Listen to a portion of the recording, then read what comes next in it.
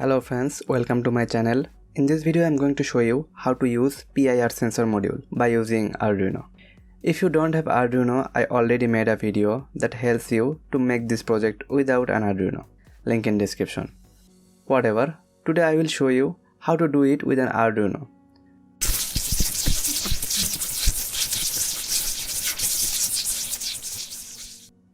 Look at the image, it will help you to connect the PIR with Arduino. Okay, now the programming section.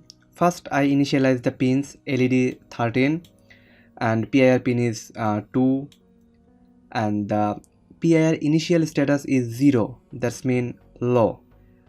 Here initial PIR status, that should be low obviously. Okay, now the void setup. LED is output and PIR pin is obviously input because I need sensor value to glow the LED. Now the loop section.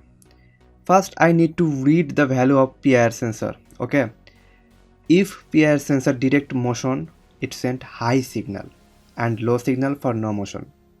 Okay, so this is the same condition here. If PIR start equal high, that's mean motion detected, the LED will turn on.